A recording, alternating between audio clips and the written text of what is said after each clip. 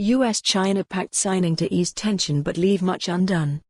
Washington, AP. After 18 months of economic combat, the United States and China are set to take a step toward peace Wednesday. At least for now. President Donald Trump and China's chief negotiator, Liu He, are scheduled to sign a modest trade agreement in which the administration will ease some sanctions on China and Beijing will step up its purchases of U.S. farm products and other goods. Above all, the deal will defuse a conflict that has slowed global growth, hurt American manufacturers and weighed on the Chinese economy. But the so-called Phase 1 pact does little to force China to make the major economic reforms, such as reducing unfair subsidies for its own companies that the Trump administration sought when it started the trade war by imposing tariffs on Chinese imports in July 2018. The U.S. has yet to reveal details of the agreement, though U.S. Trade Representative Robert Lighthizer has said they would be made public Wednesday.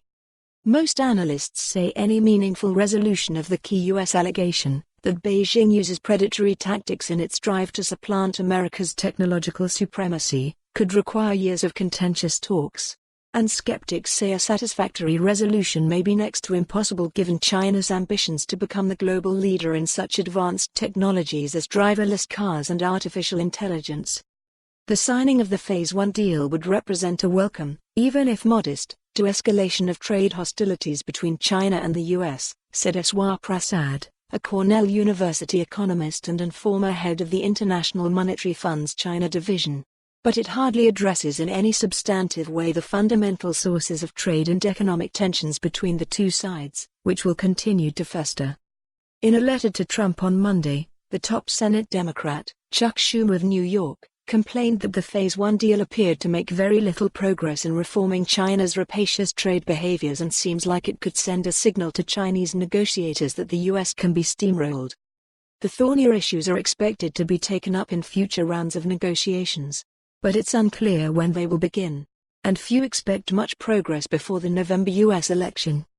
Phase 2, I wouldn't wait by the phone, said John Verono, who was a U.S. trade official in the George W. Bush administration and is now co-chair of the International Trade Practice at Covington and Burling. That is probably a 2021 issue. Under the Phase 1 agreement, which the two sides reached in mid-December, the administration dropped plans to impose tariffs on an additional $160 billion in Chinese imports. And it halved, to 7.5%, existing tariffs on $110 billion of goods from China. For its part, Beijing agreed to significantly increase. For more on this story, visit the news article link.